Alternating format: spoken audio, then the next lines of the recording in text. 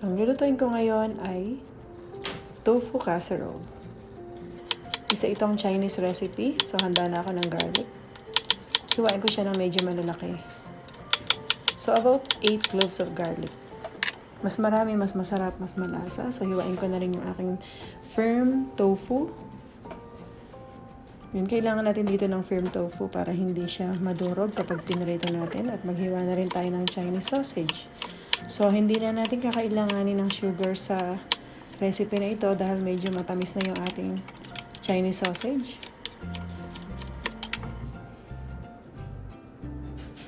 Shrimps. Yan, nahugasan ko na yung shrimps na yon. At ngayon naman ay ang ating carrots. Hiwain na natin siya ng ganito. So, depende sa inyo kung ano yung size or shape na gusto ninyong hiwa.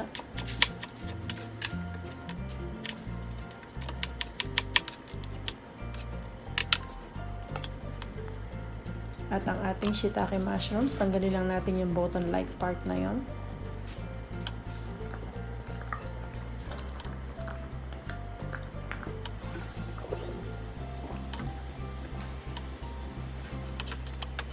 At set aside lang din natin to. Ngayon naman ay hiwain na natin ang scallions.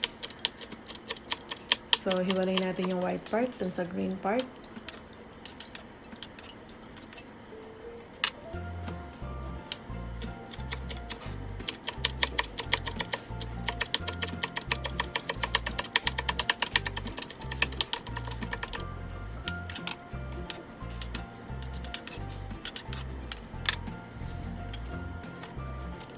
So, ngayon naman ang ating chili. Dati itong green, so nahinog lang siya kasi ilang araw na siya sa fridge. So, tinanggal ko din yung seeds niya kasi medyo maanghang yung sili na to. Pero kung gusto nyo na maanghang, okay lang na isama nyo yung seeds niya. At painitin na natin ang ating pan. So, yan. Tapos na lahat na ma-prepare ang ating mga ingredients. So, bukod sa mga ingredients na to, kakailanganin natin ng soy sauce, oyster sauce, at optional lang yung cooking wine. So, yan na lahat ang ating mushrooms, tofu, shrimps. Mas maganda kung meron kayong dried, mas iba yung lasa, at chili, garlic, Chinese sausage, carrots, scallions, at cornstarch na dinilute sa cold water. At maglagay na tayo ngayon ng oil sa ating pan para maprito na natin ang ating tofu.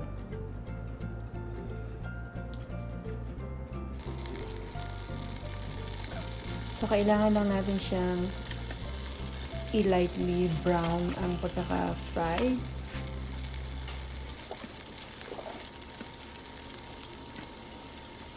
So, takpan lang natin kasi medyo tumatalsik siya. At i-flip lang natin sa isang side kapag hindi pa totoo yung mga luto na pwede natin i-separate. Yan, at mag-a-add ako ngayon ng oil sa aking pan.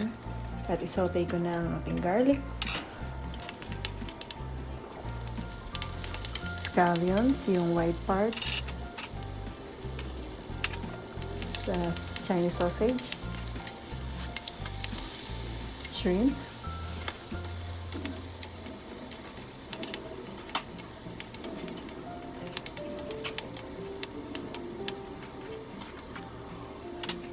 carrots, chili, shitake mushrooms. So, kapag medyo nagda-dry, pwede tayong mag-add ng konting water.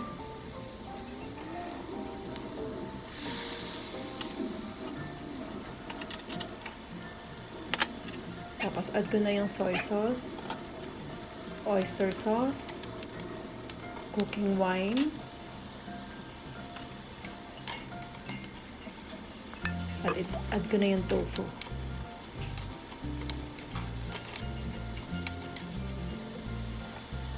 Tapos, add ko na rin yung cornstarch na diluted sa water after ko maglagay ng konting tubig pa.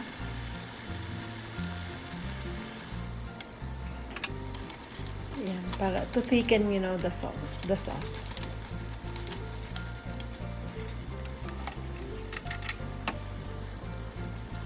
So, tikman lang natin para alam natin kung mag-a-adjust pa ba tayo at hindi.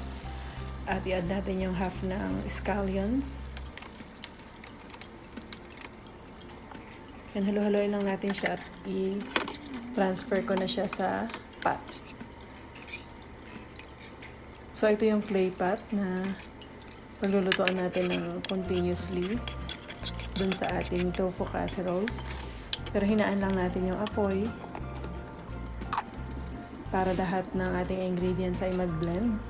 So, nag-add ako ng scallion pa ulit at konting olive oil para maganda yung appearance ng ating menu for today. So, at yan, ang ating tofu casserole.